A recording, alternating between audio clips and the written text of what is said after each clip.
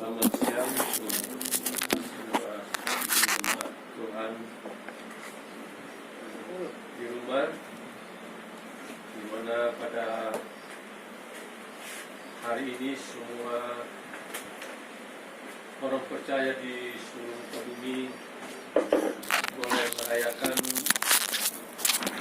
Jumat Agung atau hari kematian Tuhan kita Yesus Kristus, di mana 2000 tahun yang lampau Yesus mati di atas kayu salib dan boleh menembus dosa kita, dan siang hari ini kita boleh memperingatinya supaya kita semakin mengasihi Tuhan, karena Tuhan begitu luar biasa bagi kita. Sudah boleh mau mati ganti kita. Sebenarnya kita yang harus mati, tetapi Tuhan boleh mengambil tempat kita, dan Dia yang mati digantung di kayu salib. Ialah lewat kita memperingati kematian Tuhan Yesus Kristus, kita semakin setia kepada Tuhan dan mentaati segala firman-Nya, supaya janji-janji Tuhan boleh digenapi dalam hidup kita. Siang hari ini kita akan buka sama-sama kitab kita di dalam Roma pasal 5 ayat yang ke-6 sampai ayat yang ke-11. Roma pasal yang ke-5 ayat yang ke-6 sampai ayat yang ke-11. Saya kasih tema firman Tuhan pada Jumat Agung ini, yaitu alasan Yesus mati di kayu salib. Kita baca ayat firman Tuhan ini, Roma 5 ayat 6 sampai ayat 11. Sama-sama baca, 1, 2, 3. Karena waktu kita masih lemah, Kristus telah mati untuk kita orang-orang durhaka pada waktu yang ditentukan oleh Allah. Sebab tidak mudah seorang mau mati untuk orang yang benar, tetapi mungkin untuk orang yang baik ada orang yang berani mati. Akan tetapi Allah menunjukkan kasih-Nya kepada kita, oleh karena Kristus telah mati untuk kita ketika kita masih berdosa. Lebih-lebih karena kita sekarang telah dibenarkan oleh darah, kita pasti akan diselamatkan dari murka Allah. Sebab jika kita ketika masih seteru diperdamaikan dengan Allah oleh kematian anaknya, lebih-lebih kita yang sekarang telah diperdamaikan pasti akan diselamatkan oleh hidupnya. Dan bukan hanya itu saja, kita malah bermegah dalam Allah oleh Yesus Kristus Tuhan kita, sebab oleh Dia kita menerima pendamaian ini. Puji Tuhan. Firman Tuhan katakan bahwa karena waktu kita masih lemah, atau dengan kata lain tidak berdaya, ya, jadi waktu kita masih lemah, tidak berdaya karena dosa, Kristus telah mati untuk kita orang-orang durhaka pada waktu yang ditentukan oleh Allah. Sebab tidak mudah seorang mau mati untuk orang benar, tetapi mungkin untuk orang yang baik ada orang yang berani mati. Akan tetapi Allah menunjukkan kasih-Nya kepada kita oleh karena Kristus telah mati untuk kita ketika kita masih berdosa. Ada dua alasan di sini, ya. Hari temanya saya beri tema alasan Yesus mati di kayu salib. Alasan pertama, yaitu di ayat yang ke-8.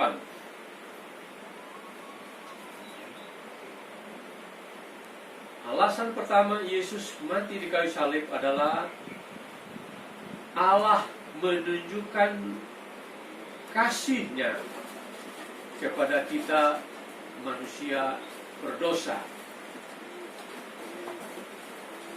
Dikatakan Allah menunjukkan kasih-Nya ketika kita masih berdosa.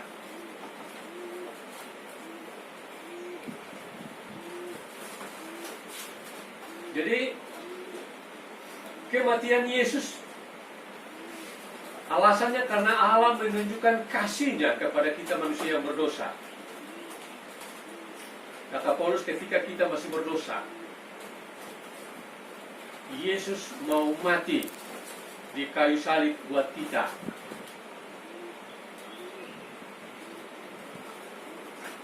Tadi disinggung di ayat yang ke-6 dan ke-7,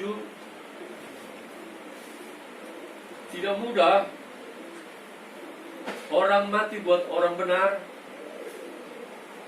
tetapi untuk orang baik mungkin orang berani mati. Tetapi kita melihat Yesus berbeda. Justru Dia mau mati untuk orang yang masih berdosa.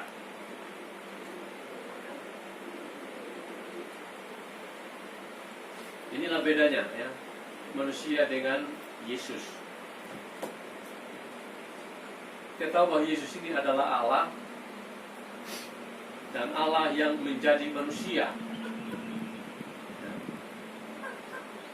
Kalau Allah tidak menjadi manusia di dalam Yesus Kristus, maka Dia tidak mungkin akan mati. Tetapi Allah menjadi manusia, menjamah manusia itu di dalam Yesus, sehingga Dia bisa mati di kayu salib. Dan ini menunjukkan bahwa Dia sangat mengasihi manusia ciptaannya yang sudah jatuh di dalam dosa. Jadi pada intinya Allah itu membenci dosa, tetapi Dia mengasihi manusia yang berdosa. Dan Dia menunjukkan kasih-Nya itu. Dia rela mati di kayu salib untuk mengampuni dosa saudara dan saya.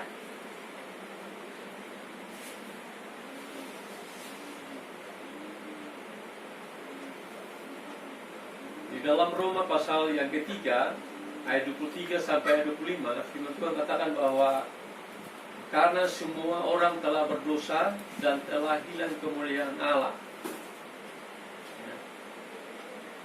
Dan oleh karena kasih karunia telah dibenarkan dengan cuma-cuma karena penebusan dalam Kristus Yesus, ya, oleh darah Yesus. Ketika Yesus mati di kayu salib itu ada darah yang tertumpah, dan darahnya itulah yang apa? Ya, yang membenarkan kita. Darahnya itu yang menyucikan kita, menebus dosa kita, sehingga Dia merubah status kita, manusia berdosa, menjadi orang yang benar. Ya, jadi status kita yang sudah menerima kasih Tuhan adalah menjadi orang yang benar. Ya, dulunya kita berdosa, tetapi darahnya membenarkan kita, menguduskan kita, menyucikan kita, sehingga merubah status kita menjadi orang benar. Jadi kita melihat luar biasanya pengorbanan Yesus buat saudara dan saya. Ada darahnya yang tercurah, dan darahnya itu membenarkan kita. Darahnya juga apa? Melindungi kita. Kalau saudara lihat di dalam Keluaran pasal 12, bagaimana waktu umat Israel ya, menjalani Paskah yang pertama itu, ya, di mana Tuhan perintahkan kepada umat Israel supaya mereka menyembelih seekor domba atau kambing, dan darahnya itu dioles di jenang pintu dan kedua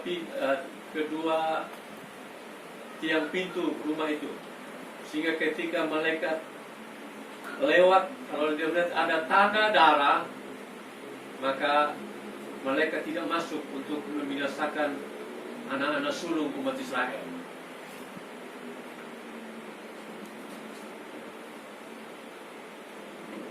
Anak domba yang disembelih dan darahnya itu dioles pada jenang pintu dan kedua pintu itu berbicara tentang darah Yesus.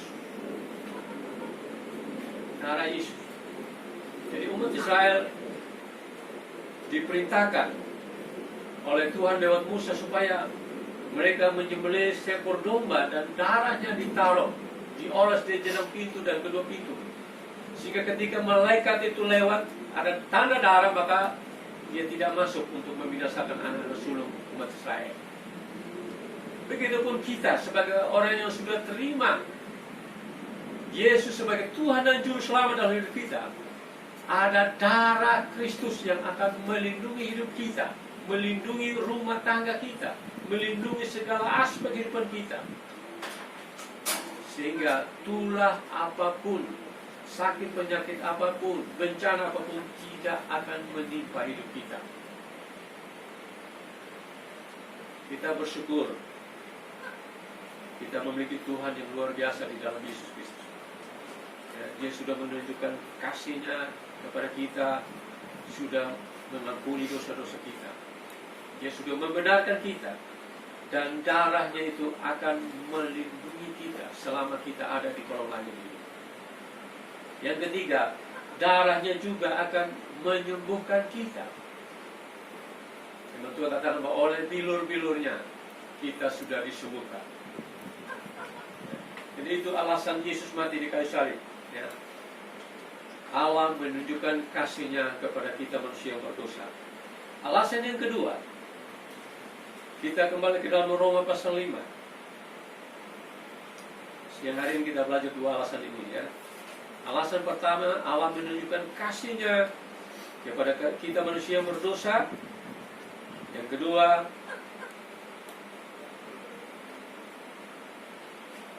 Allah memberikan kepastian keselamatan kekal bagi kita yang percaya kepadanya. Kita lihat di ayat 9 bagian B dan ayat 10. Kita baca. Lebih-lebih karena kita sekarang dibenarkan oleh darah-Nya, kita pasti akan diselamatkan dari murka Allah. Sebab jikalau kita ketika masih seteru diperdamaikan dengan Allah oleh kematian anaknya, lebih-lebih kita yang sekarang telah diperdamaikan pasti akan diselamatkan oleh hidupnya. Jadi alasan yang kedua, Yesus mati di kayu salib adalah memberikan kepastian keselamatan kekal bagi kita yang sudah terima Yesus sebagai Tuhan dan Juru Selamat dalam hidup kita. Ada kepastian hidup kekal buat kita yang sudah menerima korban Yesus, kematian Yesus di kayu salib. Ada kepastian keselamatan buat kita.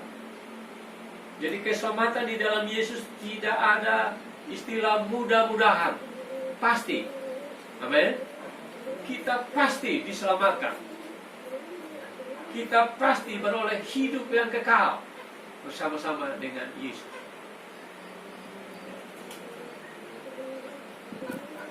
Makanya ayat yang sangat terkenal Yohanes 3 ayat 16.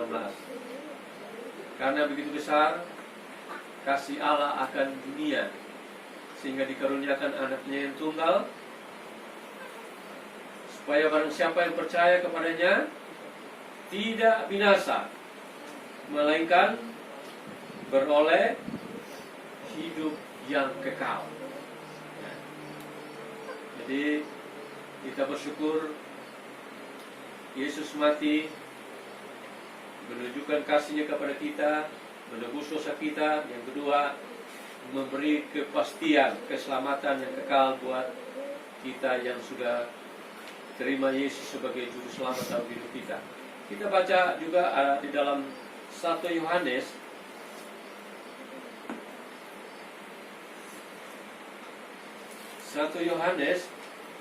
pasal 5 ayat 11 dan ayat 12.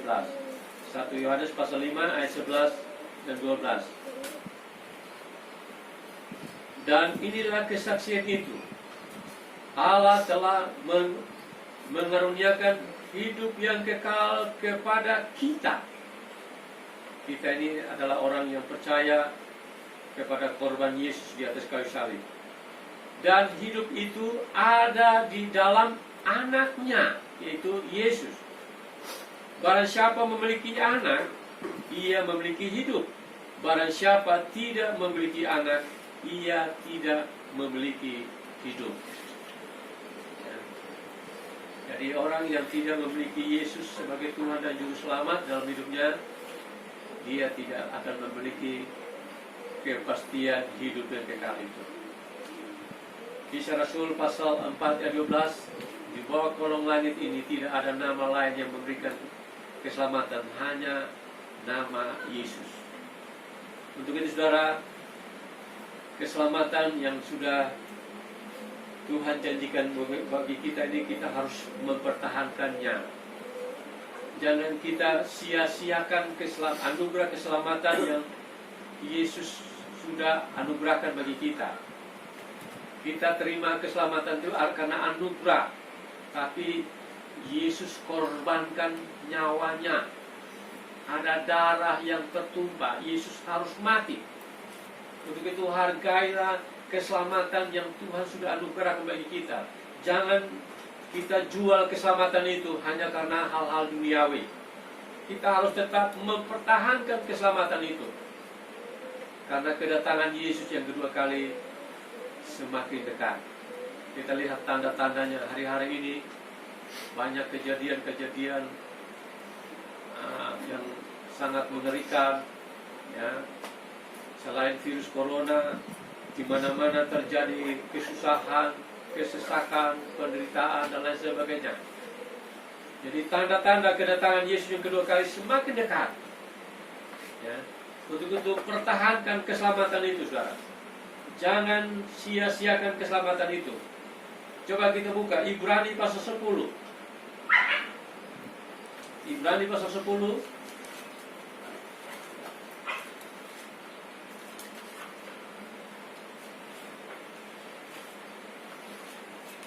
Maaf, Ibrani pasal 9 dulu, sebentar. Ibrani pasal 10. Sedikit lagi ya. Ibrani pasal 9 ayat 28. Di sini lebih tegas lagi.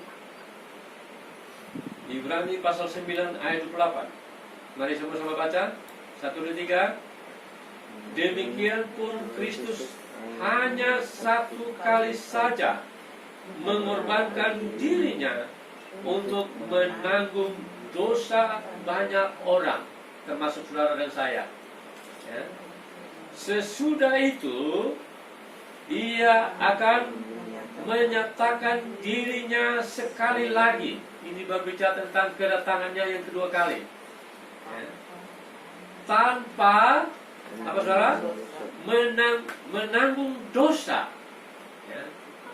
Jadi kedatangan Yesus yang kedua kali, dia tidak lagi menanggung dosa lagi. Tetapi dikatakan apa? Untuk menganugerahkan keselamatan kepada mereka yang apa? Menantikan Dia. Jadi Yesus hanya sekali mati untuk menanggung dosa kita semua. Yesus tidak mungkin mati dua kali. Dan kedatangan yang kedua kali, Dia akan menganugerahkan keselamatan yang kekal bagi mereka yang menantikan Dia. Kita sekarang ini dalam penantian, ya. Kita sedang dalam penantian, ya. Kita tidak tahu, ya, kapan Yesus datang pada kali yang kedua. Kita nggak tahu. Tapi kita melihat tanda-tanda ini sudah semakin dekat. Untuk itu kita harus tetap apa? Menantikan Tuhan, setia beribadah kepada Tuhan, taat melakukan firman Tuhan, supaya keselamatan yang kekal itu tetap menjadi bagian kita, milik kita.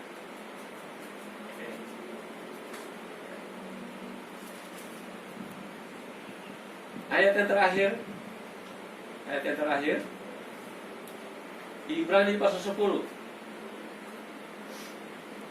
Ibrani pasal 10 ayat 35 sampai 39. Jadi kita harus tetap setia menantikan kedatangan Tuhan yang kedua kali. Keselamatan pasti Tuhan berikan bagi kita. Dan Tuhan menuntut kepada kita tetap menantikan Dia dengan tekun. Ya. Ibrani 10 ayat 35 sampai 39. Mari sama-sama baca. 1, 2, 3. Sebab itu janganlah kamu melepaskan kepercayaanmu, karena besar upah yang menantinya. Ya. Keselamatan itu anugerah. Kalau upah itu adalah apa, saudara? Akan diberikan bagi orang yang menantikan Dia, yang setia melayani Dia. Ini upah, pahala, kemuliaan. Jadi anugerah keselamatan Tuhan akan berikan kepada kita yang menantikan Dia. Dan juga ada upah yang akan Tuhan berikan bagi kita. Ada pahala, ada kemuliaan yang akan Tuhan berikan bagi kita. Tetapi firman Tuhan nasihati kita. Ayat 30 dikatakan apa? Selain kita menantikan Tuhan, karena kita tidak tahu kapan Tuhan datang menjemput kita. Ayat yang 30 dikatakan apa? Jangan kamu melepaskan apa, saudara? Kepercayaanmu. Jangan melepaskan imanmu. Ibrani 10 ayat 35. Jangan kamu melepaskan kepercayaanmu.